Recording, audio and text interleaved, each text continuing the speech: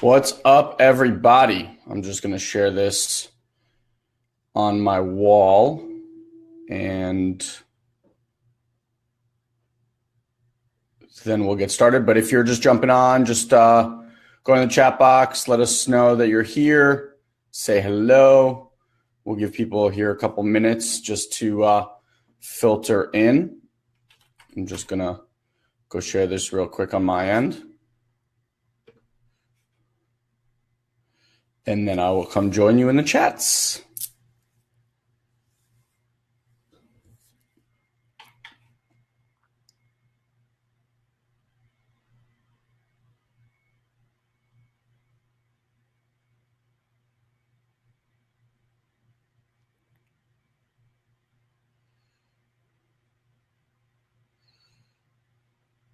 What's up, Tori? By the way, good job joining the Academy.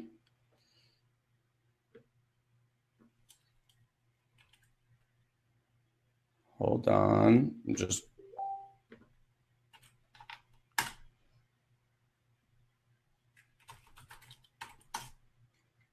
All right, let me just share this real quick.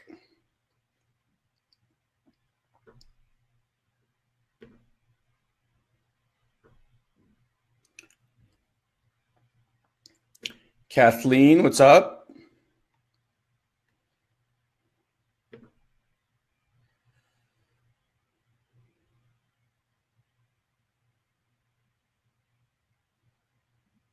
All right.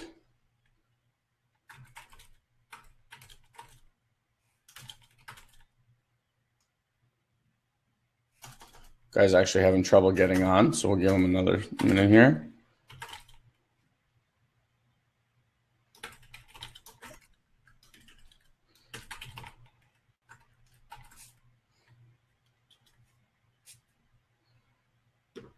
Broski, was that you coming in?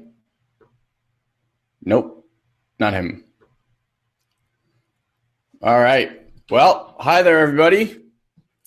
I wanted to talk to you guys today about, well, let me just say hi to some people. Oh, there's a new person. Paul. Ooh, this is going to be a tough one. I hope I don't murder this, Paul. So Paul Okeside. Okeside. Hopefully I didn't murder that too bad. What's up, buddy? Welcome, first timer. Great to have you. We got Kim Bowen awaiting some value bombs. Thanks. Hopefully there'll be some bombage. Cassidy. See, I knew there was something easier in there. Happy Monday, Charlie Fedora. All right, who else we got? Rachel Conrad, hi. Kathleen already said hi to Tori. Broski, if you can hear me, I can't turn on my video. You cannot turn on your video? No, and also the reason I couldn't get on is you actually started the Wednesday meeting, not the Monday meeting. There's no Monday meeting in there. That's fine. Really? Okay. In fact, here's the funny part. They're all listed as Thursday. Like they're all right now like listed as Thursday, but they all say Wednesday. So I was just like, whatever, the one that was. Okay, that's fine. We'll handle it. No biggie. I'll go back to that, check it out. Yeah. So you have no video capability? Yeah, it's telling me the host has stopped it. Remember you had to do something last time? Oh, I can make you just co-host. Yeah. Let's do this. I do want to make Guy Ferdman co-host. Thank you for asking, Zoom. No, we are cohabitating. Now we are co-hosting. All right, let me hit the record button on this also. All right, guys. Well, welcome back. So, Guy, we got a few newbies up in here, which I'm really excited about. So the word is they broke the first rule of have it all, which is they talked about it. Don't talk about have it all, right? Mm-hmm.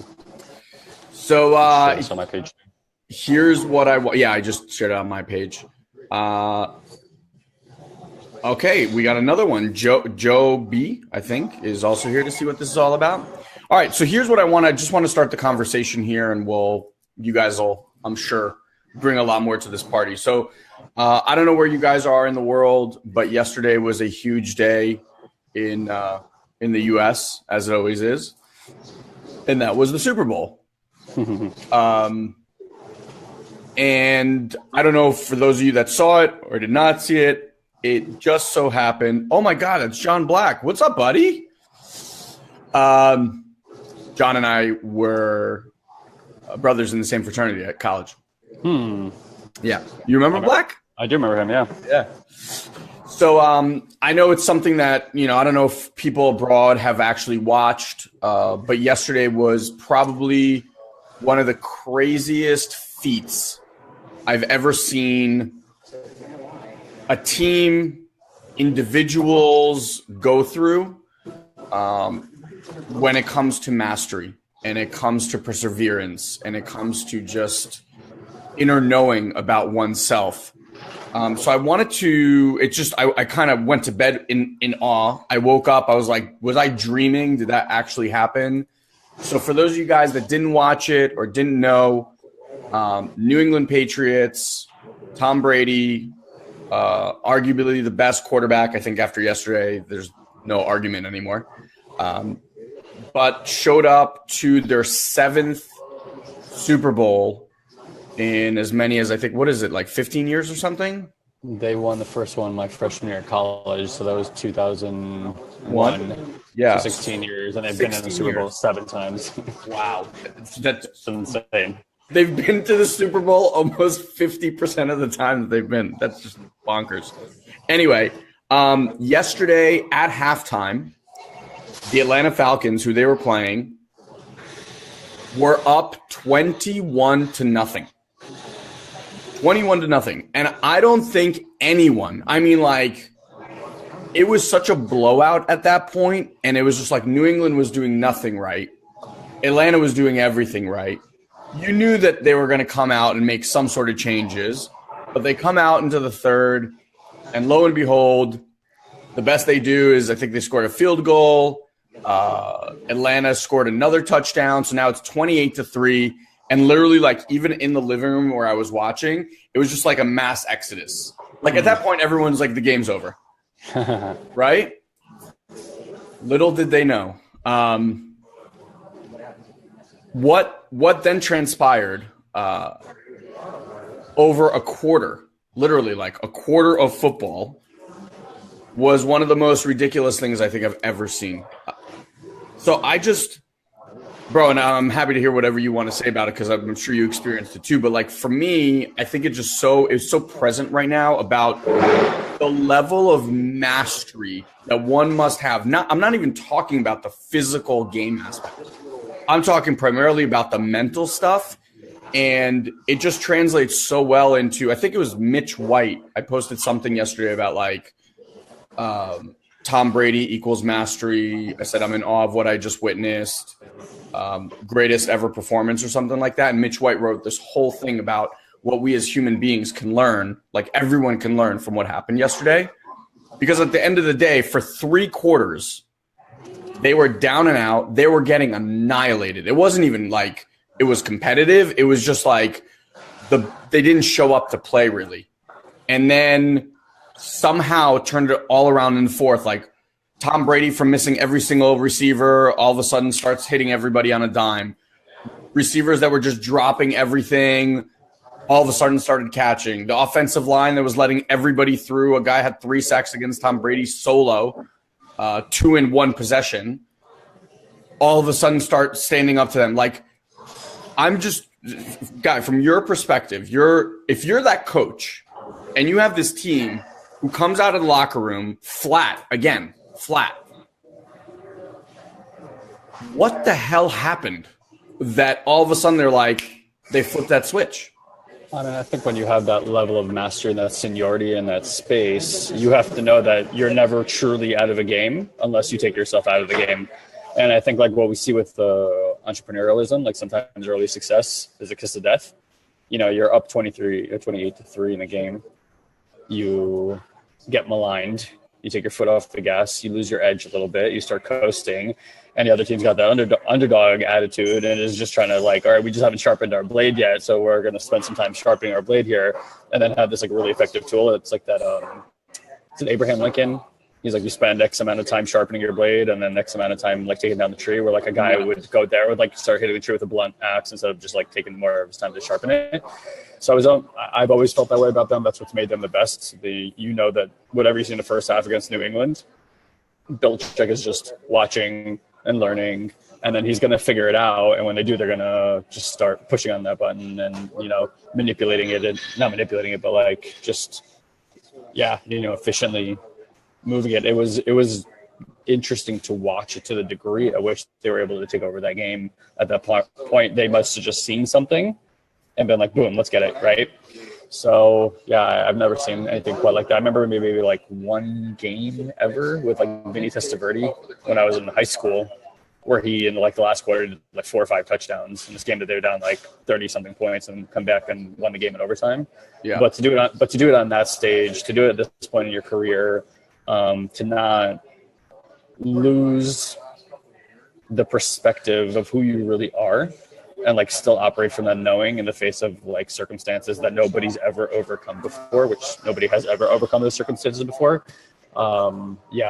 Just builds on the legacy of the greatness of. They overcame not only the greatest deficit in the Super Bowl at that point had been 10 points. They went into the locker room down 21-0. Like, I don't care who you are. You go into the locker room, you had a game plan. That game plan has failed miserably. Miserably. You go into the locker room, you make changes, you come out, you get stopped the first one, you stop them the first round, you get stopped again, or no, you get kick a field goal the next time, and then you get scored a touchdown again. And like all this is happening, and it seemed to happen really fast. I'm just thinking like Tom Brady's knocked down on his ass. I think he got sacked something like 5 times. He got knocked down 19 times in the entire 16 games. So he gets knocked down. And we all know kind of like the Giants, which we're both Giants fans. So I'm not a big New England Patriots fan by any stretch of the imagination. I'm in awe when I witness mastery, and that was mastery. I'm just thinking like fourth quarter happens, and I think it's something like you said. I think they did see something. But I play tennis, and I don't know how many of you guys play sports competitively or do anything, like really competitive, whether it's like chess or sports or something where you can kind of like measure it's mind against mind. I know for me, when I'm playing tennis, the most difficult thing to do is get out of, like if I'm in the slump and like none of my shots are working, I'm sure for golfers it's very similar. Like when nothing's working, what do you do to get yourself out of that? How do you make that switch? And so this is what I want to share with you, like my personal experience. I don't know what Tom Brady did. I can imagine that what I'm about to share with you is like something he probably learned, I don't know, like in his third year, I don't know, maybe in college or something. Like the level to which he has this capacity is so beyond my understanding right now. But here's what I can tell you. What most people do is they project versus be in the present moment. So, for example, for me, when I'm on a tennis court, and for those of you guys that don't know how scoring happens in tennis, it's not that important, but I'm just going to say it anyway. Like if I'm serving and I'm down love 40, okay, which means like I've given up 3 straight points, and if the person wins the next point, they win that game. Mm-hmm. I'm in my head, the way I used to operate, in my head, I was like, oh, the game is pretty much done. Unless I'm playing someone like really, really bad, which no longer really happens. Like your brain just starts going like, okay, I'm already down, I'm going to be down love 1. Then so now I have to win the next game. And all this is happening while I'm still bouncing the ball to serve. My brain's already there. So what I've started to realize is that your brain is in either one of 2 places. It's either in the present moment, doing the only thing it needs to be doing right then, which is literally bounce the ball, throw the ball, serve the ball. That's it, right? As soon as it goes into all of this future pacing, you're no longer there in that present moment. And so when you're down by a lot, that's where the brain tends to go. It's very difficult to keep that brain in that present moment and focus on just that one thing, like just hit this ball. Because what you're thinking about is all the ways you missed before. And you're also at the same time thinking like, well, if I hit this shot and miss it, then I'm going to be down this. And your brain starts doing all these crazy ass calculations, all of which takes you out of doing what it is that you need to do right now. So at some point, you know, great coaches, when a team's slumping, what do they always do, Guy? What do coaches do when the people are slumping? Yeah, like if your team is slumping, they tell you to focus on the inch in front of you. Yeah, that's it, right? Like get back to fundamentals and just do that one next thing. Mm-hmm. Don't worry about the whole picture. And I'm sure to some level, that's what they got. They like huddled up and were like, look, just make the next throw, just make the next catch, you just make the next block. You know, like it wasn't about, hey, we need, 3 touchdowns. Bullshit. Like you can't think about that. Mm-hmm. And so I think in life, in business, and the things that you guys are up to, it's super, super important. And you'll notice this happen all the time. Like if you're on an entrepreneurial journey, I know we attract a lot of people who are kind of in that world. If you're on that entrepreneurial journey, you'll know that when you create something, whether it's an advertisement or a piece of content, you're not really like, okay, I just need to do this one thing. You're thinking like, I'm going to create this ad. That's going to do this. I'm going to make $10,000. And your brain does all this crazy stuff. And then it doesn't come to fruition. And then what happens? Massive upset, massive disappointment, massive discouragement. And then you end up checking out. And what I saw yesterday was like people check out in the third quarter all the time. Mm-hmm. When they're down, when shit's not working, people check out. And if yesterday proved anything, it's like no one fucking knows what's possible. And 15 minutes changed the course of history. I mean, like not in like the grand scheme of like human population, but in sports, that was the greatest 15 minutes that has ever occurred. Yeah, at least in football. And I think for the opposing side, quite the opposite, right? They probably came into the game as the underdogs, super sharp, really present, made the plays, went into the locker room going like, we got this handled. We're already living in that future, lost their presence of mind. Exactly. This other team comes in super sharp, really present, like play by play, playing like a team, and just the way he was throwing and how they were catching, like you said, it was just like every ball was like the perfect throw, perfect drill, the whole thing. And that's what, when we said there's a momentum swing, we're talking really like momentum of presence more than anything. And they must have just started feeling that disappointment and that heaviness play by play. And it's just like the culmination of that was what led to them just, underperforming and those guys taking over the game. Yeah, I mean, it almost is like sometimes for me, well, I just want to read, John actually wrote something interesting. It doesn't matter where you're going or where you've been. The only thing that matters is the moment. That's where momentum harnessing arises from. So it's exactly right. Like momentum is everything in sports, right? You could be down, but like you could kind of start to see the table shift. But really, like all they needed to do was make one play, either on offense or defense. And it would have changed the game. Like literally just one stop and the game would have been over, right? 100%. It's interesting though to think like you come out of the locker room, you're like, okay, we know a different New England Patriots is going to show up, right? So like we can't just be how we were in the first half. We have to step up our level because they're going to come out swinging. And you do. And you do that. And then I think once that they hit that next thing, they were like, this game is in the bag. No one's coming back from 25 points in a quarter. And they took the foot off the gas. Mm-hmm.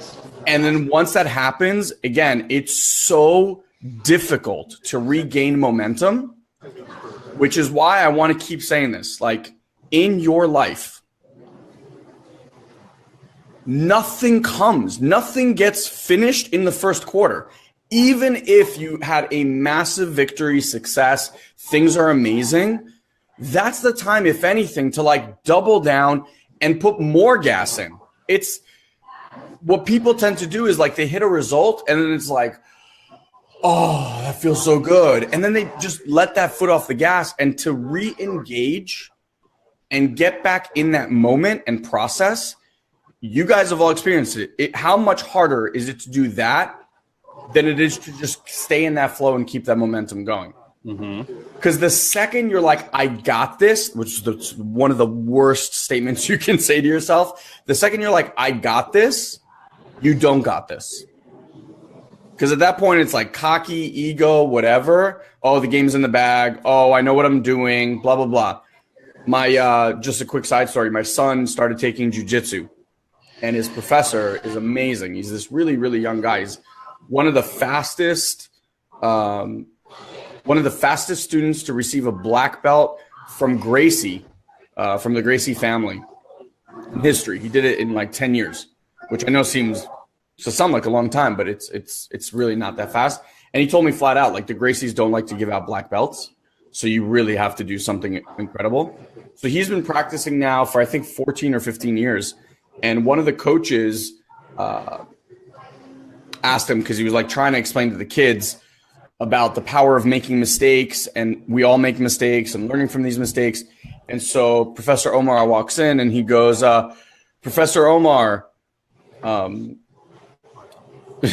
don't know how he worded the question exactly, so I'll paraphrase a little bit. He's like, when did you stop learning, or when did you stop making mistakes? Something along those lines. And this is how I know, like, true masters. This was his response.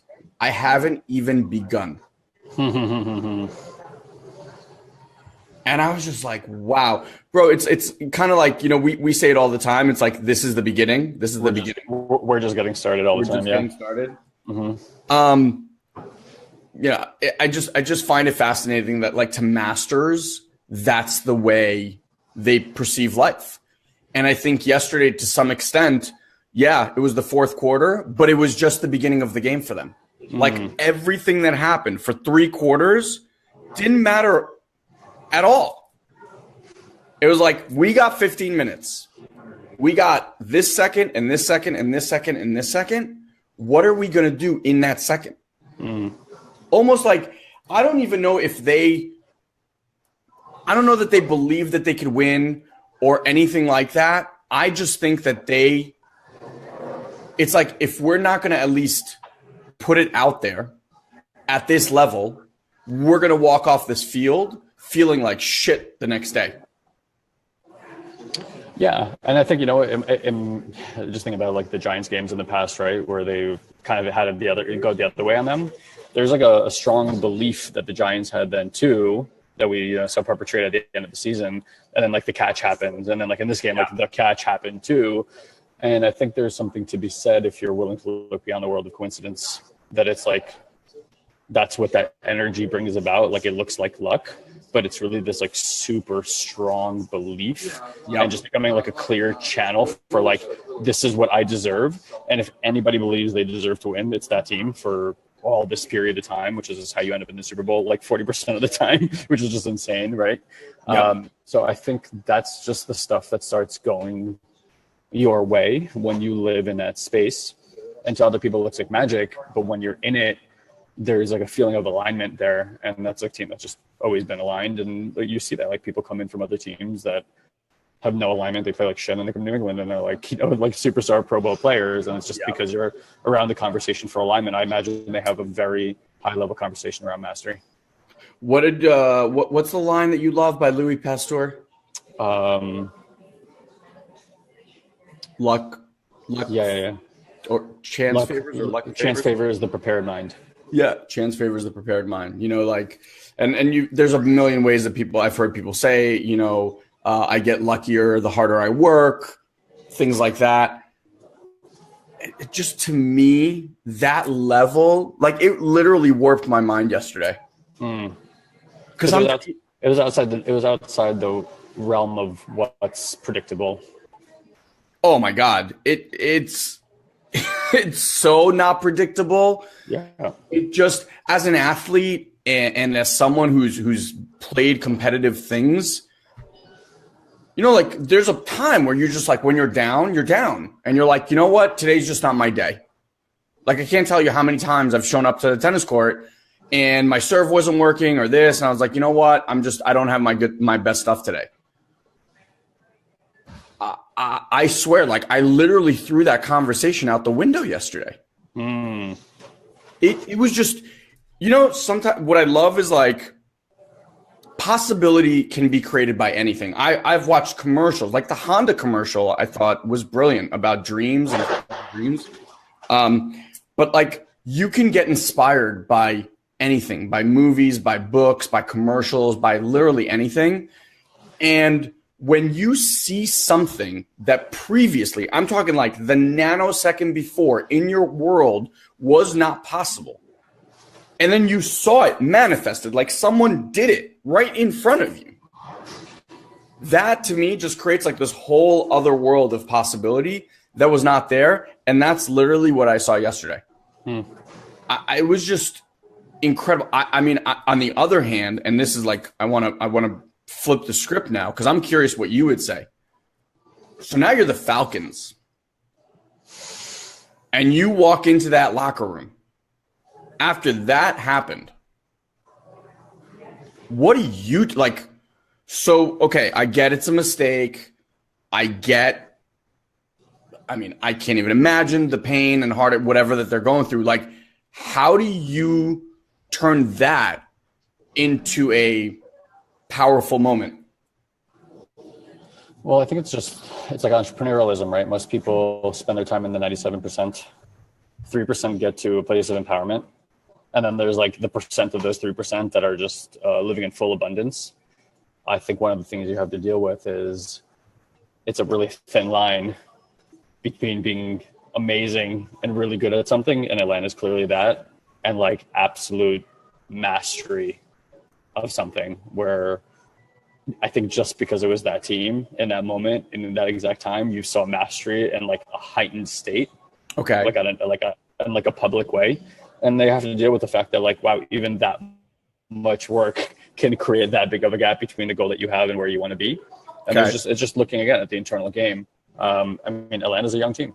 You know, they physically can perform and all that stuff. And if they can keep that team together, they'll probably be back and win a Super Bowl or two in the near future. So here's my question. How, okay, because like, yeah, go ahead. That pain, that loss, I'm sorry, for a young player, okay, that's a big mental fuck. Like they played lights out for 3 quarters. Mm-hmm.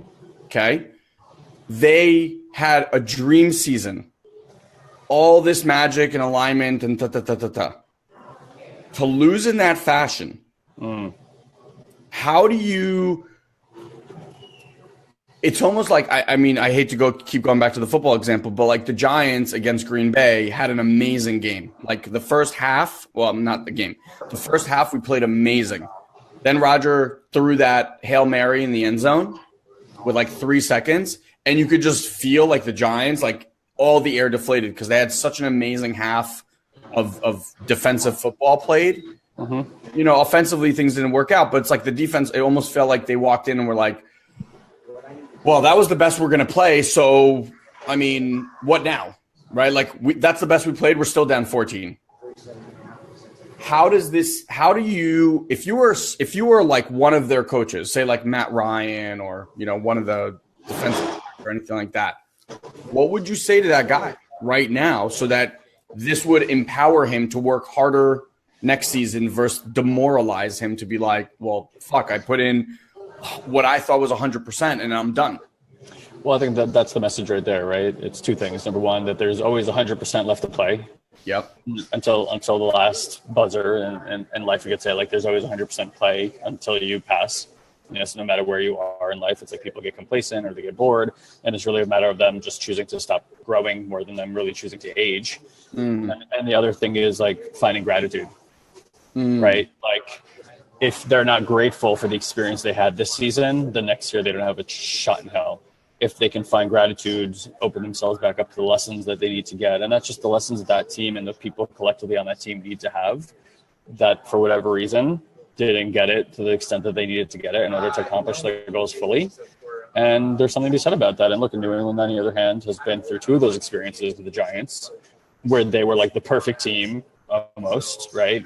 And then had this like super blue collar team come in there and just shellac them both times. And I really believe that even in both those games, it came down to belief. And notice how in all those Super Bowls, there was like that one play that is like, you're like, what the fuck? How did that, how did that happen? And I think, again, it's like there's an energy to that level of belief, and that the universe, God, whatever, aligns the circumstances for you in the most like prophetic way to just allow for something that looks like magic to happen. I think when you're in the swirl and the vortex of it, you're like, this isn't magic. Yeah. This is the alignment, and the magic is like a manifestation of that.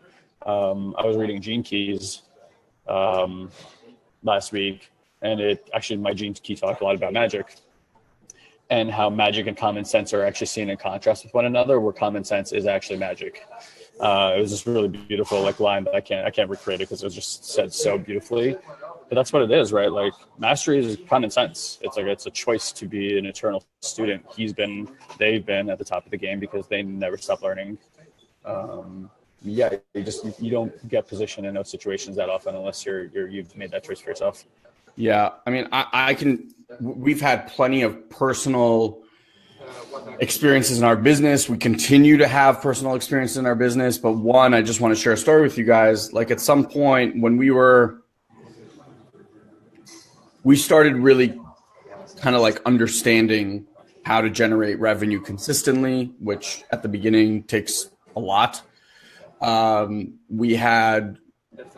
We were pretty much doubling our revenue month over month for like a period of 6 months at this point.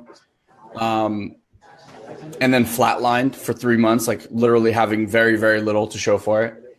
And during that time, we went to one of the people that was leading the charge in the company and offered to give him $10,000 so that he would go out and basically, for those who don't know about marketing, buy media on our behalf, because we knew that he was doing really well and we just wanted to kind of tap into his brain and understand what he's doing and things like that. So we gave him 10 grand.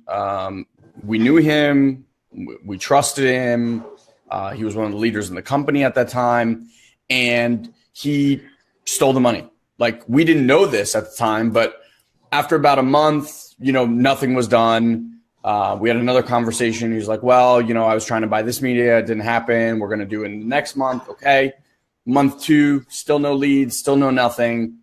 Now we started going back and forth, and we're like, all right, listen, this is not working. Just give us back our money. And he refused. He was like, started making us feel small. Like, you don't understand. You don't understand how business works, this and that. And I know, like, the second someone gets really hostile and defensive, it usually means that they're trying to hide something. So long story, very, very short, the guy ended up stealing our 10 grand. And then and that 10 grand to us at the time was a ton, like $1 million.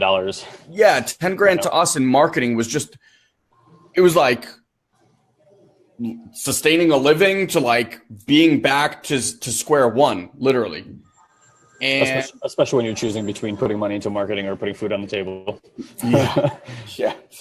And I remember I was at an event, and I asked a guy who'd been in the industry for a long, long time. And I told him the story, and he let me say the whole thing. So he just noticed how upset I was getting and this and that.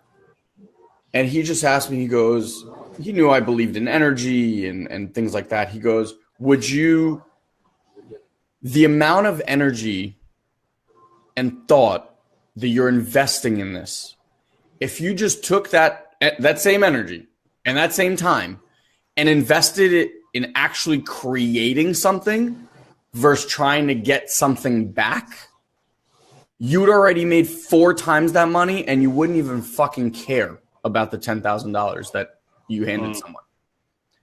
And it was literally like that moment that I remember, I flipped the switch. And I was like, I'm done. I'm done giving that energy. The what ifs, the what could haves, if I just did this differently or did that differently. No, you did everything exactly the way you were supposed to do it. Why? So that you can learn a really valuable lesson. And now, being whatever it is, 3 plus 4 years removed from that scenario, I don't know, probably 4 years, I can honestly tell you that lesson of what I will call investing $10,000,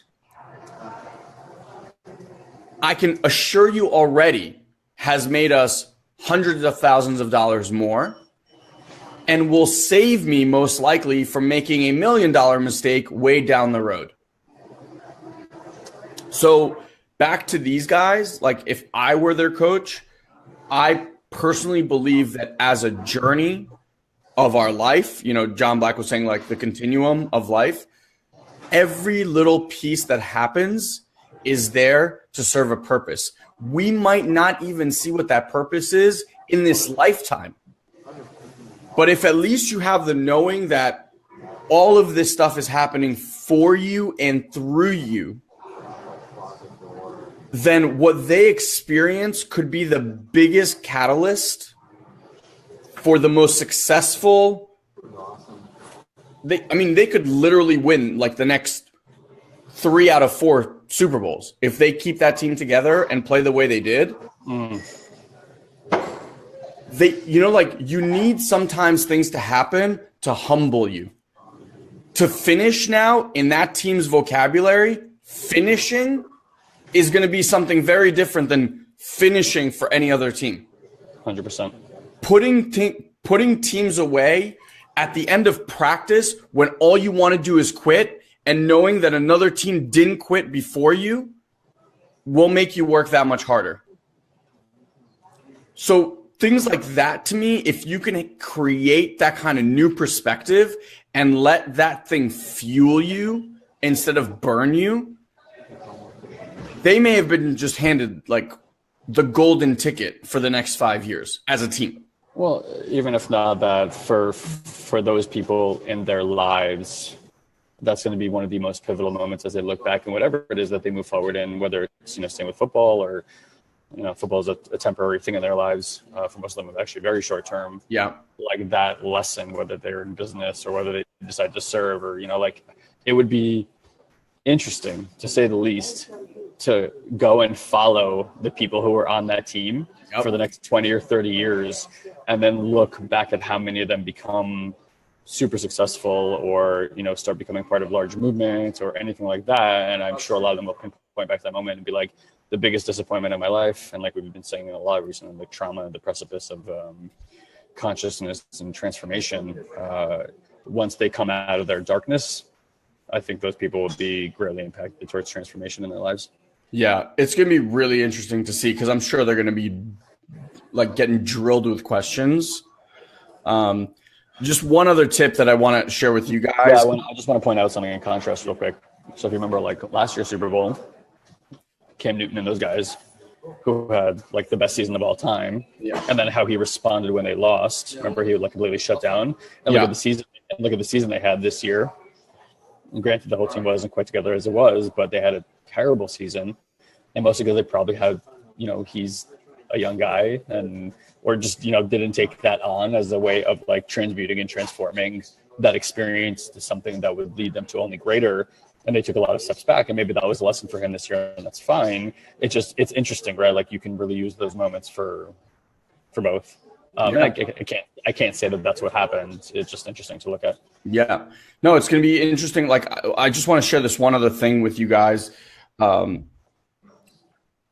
Stuff happens in our lives all the time, right?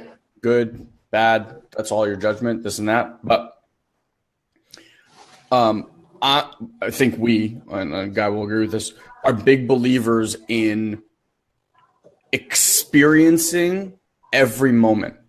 I think to just try to blind what happened and be like, no, I'm not upset, or, it's okay. Bullshit. Like that loss hurts. I don't care how you slice it. Like that's going to be a painful loss. What we do, one of the tools that we use is we give ourselves a deadline. I know the body needs to react. I know the brain needs to process. And I know during that process, it's going to send a whole slew of chemicals into my brain that are going to make me feel sad or disappointed or upset or angry or frustrated or whatever. But if you resist that from happening, it's going to send a lot more of those chemicals in your body. So knowing that, okay, there's a physiology to everything, right? And when that happens, I'm not going to feel great. But you got to give yourself a finite amount of time that says, till this time, brain, body, whatever, you could do whatever you want to do. You want to feel upset, you want to do this, you want to do that, feel it. Mourn, do whatever you got to do. At the end, set a date, set a time, set whatever. Like if it's minuscule, like I've had days where shit doesn't go right. And I would literally, like, if it's like, it's 3:40 now, for example. So I'll say, okay, body, mind, whatever, you got till 4 o'clock to do whatever you need to do. You can be pissed, you can moan, you can bitch, you can, all of it. At 4 o'clock, we're getting this shit back on track. Because I'm not willing to spend more time in a place that I know at the end of the day, it doesn't serve me. It's not like moving me forward. And I know that the body just needs to experience certain things, right? If I don't resist it, though, it just goes through me and allows for the next thing to arise. And by doing so, you almost like give permission to whatever that other part of you be right at that moment. Right? Like we all want to be right. We all want to be heard. We all want to be accepted. The second you're like, I don't want to feel this. This didn't really happen to me. That's like putting whipped cream on bullshit and calling it a pie or a cake or whatever the hell you want to call it. That just doesn't work. So it's going to be interesting to see, because I know yesterday probably got drilled with questions.